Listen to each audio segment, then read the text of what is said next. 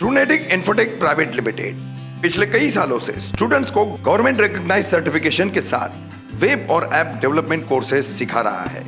यही नहीं, ट्रूनेटिक हर किस्म के वेब और ऐप डेवलपमेंट सर्विस भी देता है। कोर्सेज और सर्विस के बारे में जानने के लिए दिए गए नंबरों पर कांटेक्ट करें। सुदर्शन चैनल के सुरेश चौहान की फिर एक बार हेट स्पीच, 40 लाख मुस्लिम युवतियों को हिंदू बनाने के अभियान का दावा।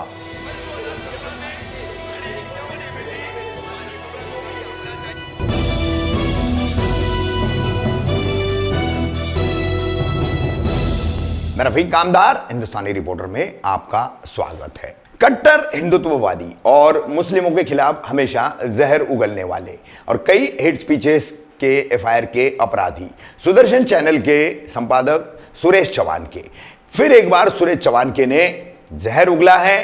सुप्रीम कोर्ट के दिशा निर्देश और सब कुछ अब गूंगा बहरा होता जा रहा है। चाहे कोर्ट हो, चाहे व्यवस्था हो, पुलिस विभाग हो, किसी भी तरह का कोई संज्ञान नहीं लिया जा रहा है। देखिए सुरेश चौहान के जीरो न्यूज हिंदी, इनके सौजन्य से हम आपको उनका एक इंटरव्यू दिखा रहे हैं। ये 21 मार्च को पूना पहुंचने वाले थे और 22 मार्च को वो नासिक पहुंचने वाले थे।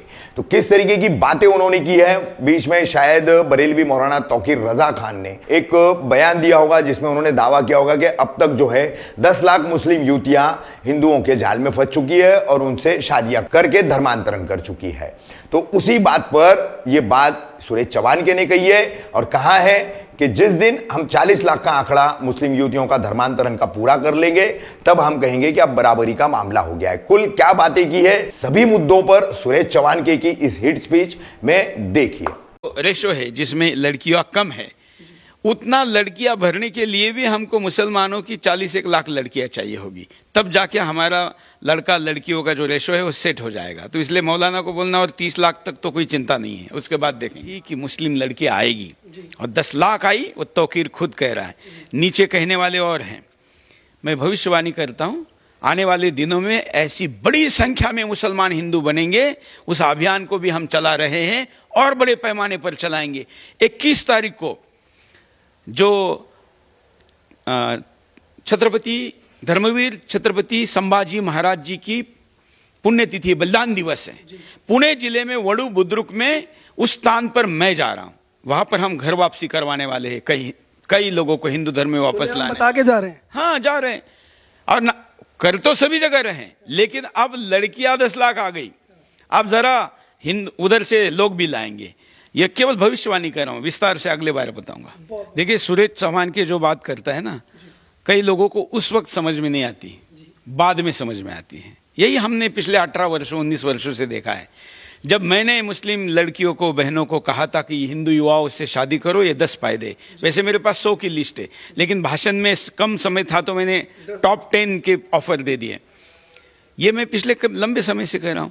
अब हमें हमारे लोग कहते थे कि ऐसा होगा क्या, फलाना होगा क्या, और कई प्रश्न उठा रहे थे, आप जानते हैं। लेकिन अब मौलाना खुद कह रहा है कि 10 लाख हिंदुओं से शादियां की है मुस्लिम लड़कियों ने, तो उनका जीवन तो सुरक्षित हो गया ना। ये तो हमारे इस अभियान का यश है। अब ये 10 का 1 करोड़ होना चाहिए, तभी तो यह अभियान वास्तव में सच होगा। उन 10 लाख लड़कियों के जीवन में कोई सौतन नहीं आएगी, उनको बच्चे पैदा करने की फैक्ट्री नहीं बननी पड़ेगी, वो घर की लक्ष्मी भी बनेगी, मालकिन भी बनेगी, उनको घर में कोई डोमेस्टिक वायलेंस का सामना नहीं करना पड़ेगा, उनको पुनर्जन्म की गारंटी है। वो तो सब कुछ चीज समाज में आ गई ना अभी, इसलिए अब तो उन लड़कियों का कल्याण हो गया। अब बाकी लड़कियों ने ये देखना है कि मौलाना स्वयं कह रहा है कि 10 लाख लड़कियां गई है, तो बाकी लड़कियों को आने में हर्ज नहीं है। इन 10 लाख लड़कियों में उसने एक वाक्य यूज किया है कि इन्होंने फरेब से लेके गए, अपहरण किया। मैं मौलाना तौकीर रजा को कहता हूं कि एक लड़की दिखा दो जहां किसी हिंदू लड़के ने मुस्लिम नाम बनाकर उस लड़की को पटाया हो, उसको फंसाया हो, या उसने टोपी पहनकर किसी को भ्रमित किया हो, या अपहरण किया हो, या कोई गलत काम किया हो। बल्कि 10 लाख में एक भी डाइवोर्स नहीं हुआ है, तलाक नहीं हुआ है। तलाक तो हमारे में नहीं है, उनकी भाषा में समझने के लिए कहता हूं। सारे उल्टा देखिए, लव जिहाद में जितनी लड़कियां जाती हैं, सक्सेस रेशो क्या है? वो तो दुबई में और खाड़ी देशों में वैश्य व्यवसाय करवाए जाते हैं, इस देश में ही करवाए जाते हैं। खुद घर के अंदर ही क्या बोलूं मैं, अब तो मतलब पारिवारिक लोग भी इस आपके चैनल को देखते होंगे, क्या नहीं करवाया जाता हमारे लड़कियों से। इसलिए दोनों लड़कियों की तुलना नहीं हो सकती। हाँ, ये हमारे अभियान का यश है। अब मैं अगली सभा में इसको और जोर शोर से उठाऊंगा। नासिक मेरी जन्मभूमि है, मेरी पुरखों की भूमि है और मैं उस भूमि का पुत्र हूँ। नासिक जाने के लिए मुझे किसी टीपू सुल्तान पार्टी की परमिशन नहीं चाहिए, ना ओबीसी के पिल्ले से परमिशन चाहिए, ना औरंगजेब की औलादों से चाहिए। नासिक तो मैं जाऊंगा ही। ये सावरकर जी की जन्मभूमि है, ये हुतात्मा अनंत कन्हेरे जी की जन्मभूमि है। तात्या टोपे जो 1857 के स्वतंत्रता समर के महानायक थे, सेनापति थे, उनका भी इसी जिले में येवला में आता है। ये साहित्यिकों की भूमि है, ये जहाँ कुंभ मेला होता है उसकी पुण्य भूमि है। ऋषि मुनियों, ऐसे बड़े बड़े महान आत्मा, जहाँ गोदावरी प्रवरा जैसी नदियां निकलती हैं, ऐसे पुण्य स्थान पर हम नहीं जाएंगे तो क्या कहाँ जाएंगे? इनके पाकिस्तान जाएंगे। मैं नासिक में 22 तारीख को गुड़ी पाड़वा के दिन सुबह ही पहुंच जाऊंगा और शाम को 5 बजे 22 मार्च को हुतात्मा अनंत कान्हेरे मैदान पर यह सभा होगी और बड़ी संख्या में होगी। देखते हैं किसने ऐसे हिम्मत वाले जने हैं जो आकर इस सभा को रोक के देखें। जरा होने ही देते आमने सामने। लेकिन आज पूरा नासिक जिला मालेगांव बनते जा रहा है। खास करके नासिक शहर में बड़े पैमाने पर रोहिंग्या, बांग्लादेशी, पाकिस्तानी, अफगानी, जो अभी अफगानिस्तान से कुछ लोग लाए ना ये आने के बाद, वहां पर तालिबान आने के बाद, उनमें से भी कुछ नासिक में पहुंच गए हैं। म्यांमार से आए हुए रोहिंग्या भी पहुंच गए। कहां से आए? नासिक का डेमोग्राफिक चेंज करना है इन लोगों को और वो हम होने नहीं देंगे। ये सावरकर जी की जन्मभूमि है, महाराष्ट्र का महत्वपूर्ण हिस्सा है नासिक। नासिक में सभा भी होगी, इनका पराजय भी होगा और विरोध करने वाले को नेस्त नाबूद भी करेंगे।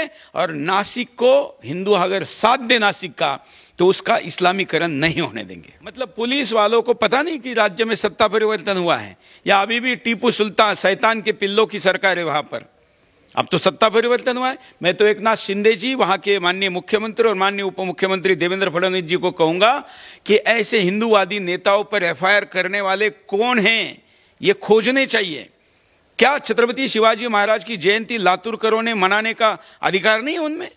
क्या टी राजा को वीजा लेकर, पासपोर्ट लेकर आना पड़ेगा लातूर आने के लिए? वो पाकिस्तान में है क्या?